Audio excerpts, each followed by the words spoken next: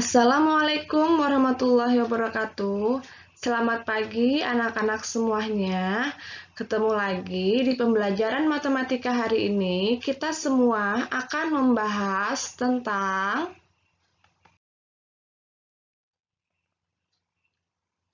bentuk aljabar.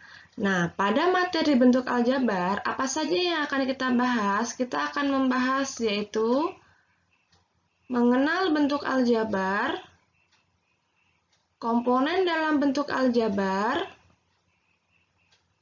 dan operasi hitung aljabar. Sekarang, mari kita lihat apa pengertian dari bentuk aljabar. Bentuk aljabar merupakan suatu bentuk matematika yang disajikan dengan memuat huruf-huruf atau lambang untuk mewakili bilangan yang belum diketahui. Nah, jadi biasanya ciri khas dari aljabar itu nanti ada hurufnya. Di sini nanti hurufnya dilambangkan pakai huruf kecil. Nanti kita akan tahu huruf dalam aljabar itu nanti disebutnya apa. Setelah kita mengetahui apa pengertian dari bentuk aljabar, kemudian kita akan membahas tentang komponen yang ada dalam bentuk aljabar. Nah, apa aja sih komponen yang ada dalam bentuk aljabar? Yang pertama, ada yang namanya variabel. Variabel itu lambang pengganti suatu bilangan yang belum diketahui nilainya. Nah, kalau dalam aljabar, variabel itu dilambangkannya pakai huruf. Bisa mulai dari huruf A sampai dengan huruf Z, tapi nanti ditulisnya nggak boleh pakai huruf kapital ya, pakai huruf biasa aja atau huruf kecil.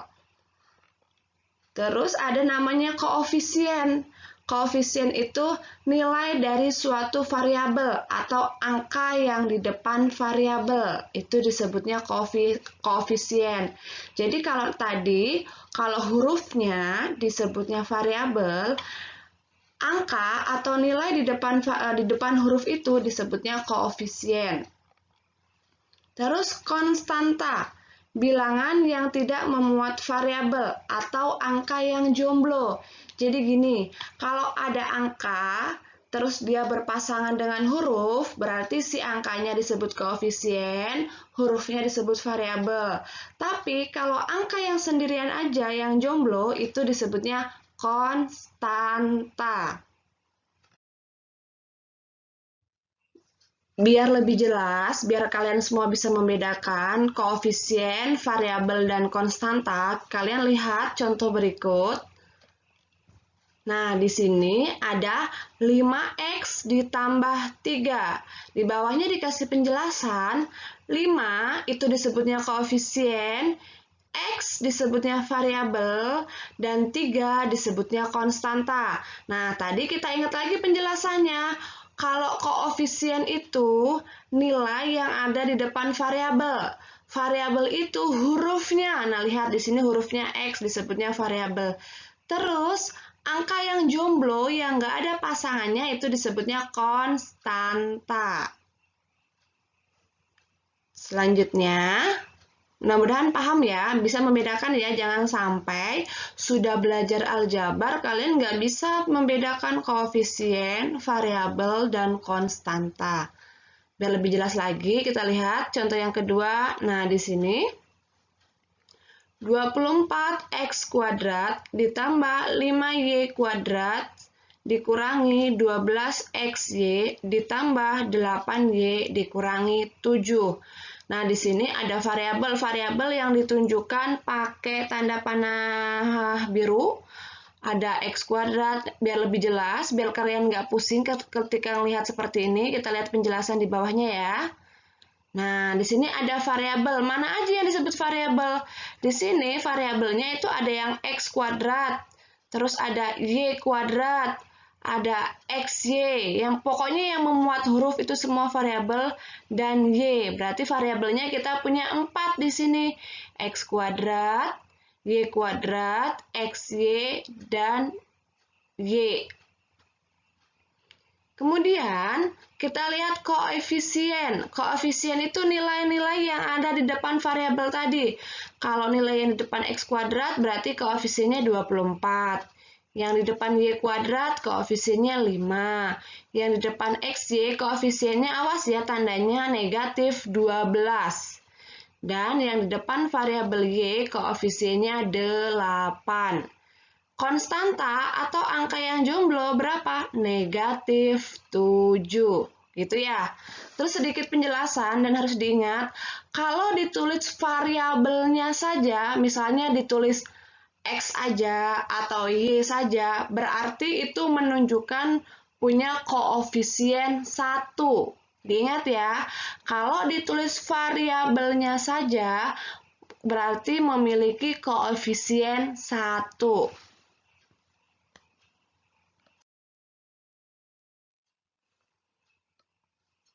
Selanjutnya kita akan kenalan dengan suku aljabar. Apa sih suku aljabar itu? Suku aljabar adalah bentuk-bentuk yang dipisahkan oleh tanda tambah dan tanda kurang. Maksudnya seperti apa? Kita lihat di sini ada sukunya, suku apa aja? Ada suku 1.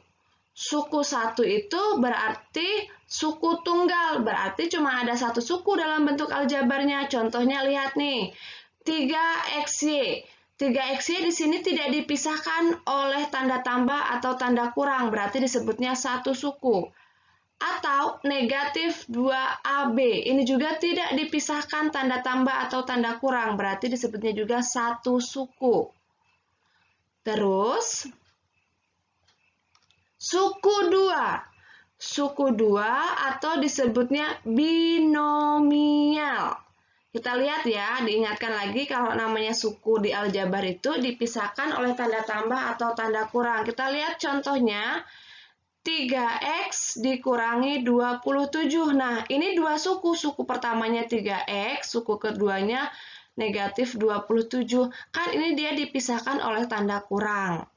Terus contoh yang kedua, negatif 2PQ ditambah 4. Ini juga dua suku. Suku yang pertamanya negatif 2PQ sama suku yang keduanya 4. Ini dipisahkan tanda tambah atau tanda kurang. Bisa dipahamin ya? Terus, suku 3. Suku 3 atau disebutnya trinomial. Sama, kita lihat, dicek di sini contohnya. 3XY dikurangi 2AB ditambah 3. Lihat, suku pertamanya siapa? 3XY, suku keduanya negatif 2AB, dan suku ketiganya 3. Gitu ya. Contoh yang keduanya, negatif 12PQ dikurangi 3P ditambah 5Q. Ini juga sama, disebutnya suku 3 atau trinomial. Terus ada suku banyak. Nah, di sini suku banyak disebutnya polinomial. Dari mana kita bisa menyebutkan suku banyak? Kalau sukunya itu lebih dari 3, berarti mulai dari 4, 5, 6, 7, dan seterusnya, itu disebutnya suku banyak atau polinomial. Kita lihat contoh yang pertama, ini ada 1, 2, 3, 4. Ada 4 suku, yaitu 3XY dikurangi 2AB ditambah 3A dikurangi 10. Ini ada 4 suku, disebutnya polinomial. Contoh yang kedua, ini ada 5 suku. Negatif 12PQ dikurangi 3P ditambah 5Q ditambah 9R dikurangi 7. Ini disebutnya 5 suku atau suku banyak atau polinomial.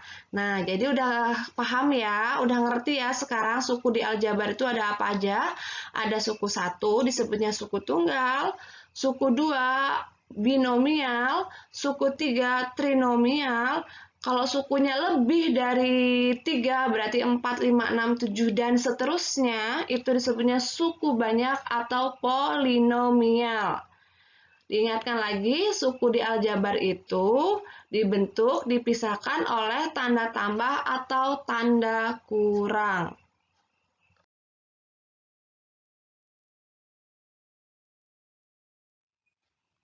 Sekarang kita lihat contoh penulisan aljabar dalam kehidupan sehari-hari. Di sini ada toko kain. Kita lihat kasusnya. Bu Esi membeli 3 gelondong kain untuk keperluan menjahit baju seragam pesanan sekolah SMP Negeri 1 Kota Sukabumi. Setelah semua seragam berhasil dijahit, ternyata kain masih tersisa 4 meter. Nyatakan bentuk aljabar kain yang digunakan untuk menjahit. Jadi dari kasus ini kita tahu kita punya satu variabel, yaitu variabelnya siapa? Variabel kain.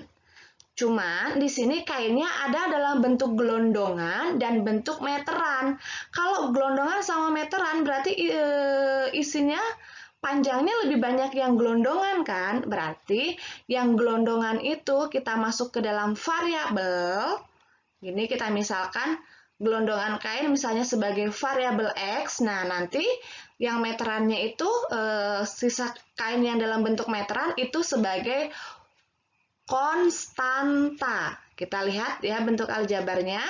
Nah, 3X dikurangin 4. Kenapa 3X dikurangin 4? Awalnya Bu Esi beli 3 meter kainnya gelondongan, berarti 3X. Dan dia sisa. Kalau sisa berarti dikurang ya. Kecuali beli lagi. Kalau beli lagi itu berarti ditambah.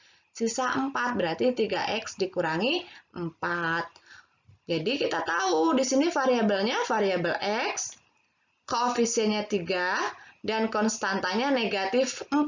Atau kasus lain gini deh, kita ke toko buah, kita beli buah mangga misalnya. Pertama kita beli 15 kilo, terus kita beli lagi, nambah lagi karena kurang, kita beli lagi 2 biji deh gitu. 2 biji. Nah, jadi 15 kilo sama 2 biji mangga, yang 15 kilo itu sebagai Sebagai variabel, berarti 10 kilo mangga, berarti 10 M misalnya, ditambah 2 biji, berarti 2 biji mangga 10 M ditambah 2. Kayak gitu ya bentuk aljabarnya.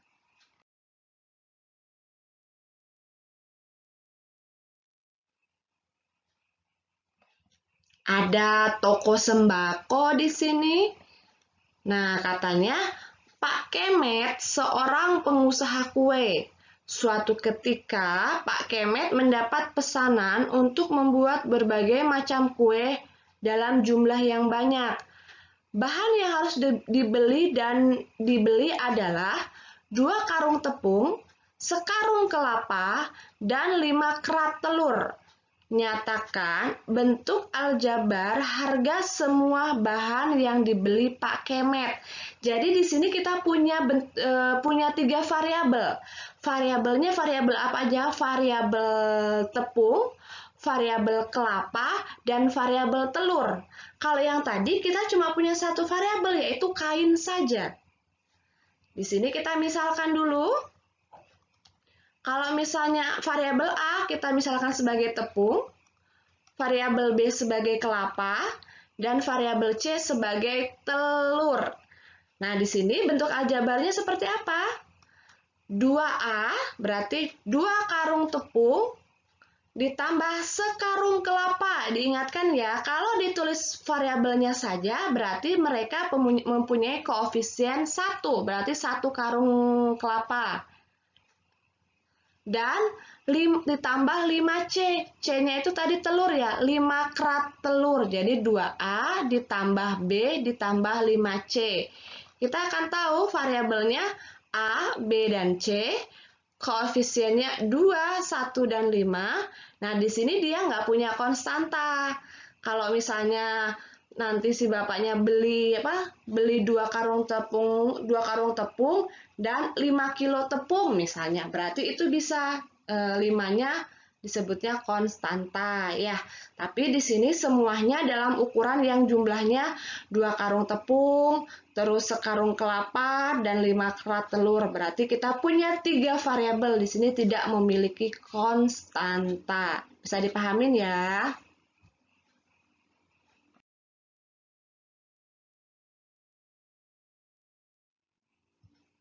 Selanjutnya, kita akan membahas tentang operasi hitung aljabar. Berarti yang akan kita bahas tentang penjumlahan suku aljabar, pengurangan suku aljabar, perkalian suku aljabar, dan pembagian suku aljabar.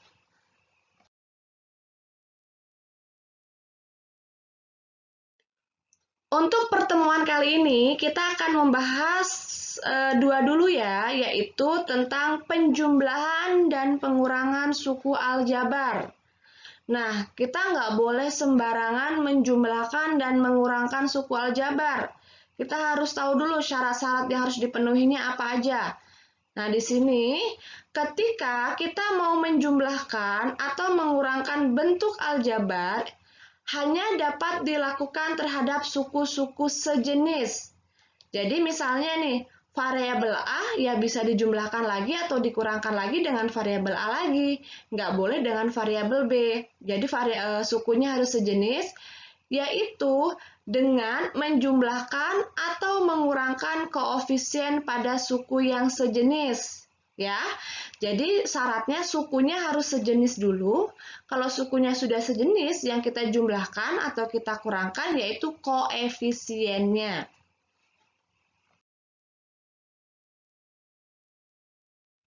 Untuk di penjumlahan dan pengurangan bentuk aljabar, kita lihat contoh soalnya. Nah, di sini ada sedikit informasi yang harus kalian ingat ya anak-anak semua. Ketika dioperasi ada kata dengan atau oleh berarti dioperasikannya dari depan. Tapi kalau ada kata dari berarti harus dibalikin ya. Berarti ngoperasinya dari belakang ke depan. Nanti kita lihat, kita cek. Nah, di sini kita lihat contohnya. Kita suruh menyederhanakan 2A ditambah 4A. Ingat, tadi yang namanya di penjumlahan atau pengurangan aljabar, koefisiennya, variabelnya harus sama. Ketika variabelnya sudah sama, koefisien yang kita jumlahkan. Nih lihat, 2A ditambah 4A. Mereka memiliki variabel yang sejenis ya, sama-sama variabel A. Nah, kalau variabelnya udah sama, yang kita jumlahkan koefisiennya siapa di sini? 2 dan 4. Jadi 2 ditambah 4 sama dengan 6. Variabelnya tetap ditulis 6A. Kita lihat contoh yang kedua. Kita suruh menyederhanakan di sini 2x kuadrat ditambah 4xy ditambah 5x kuadrat ditambah 2xy.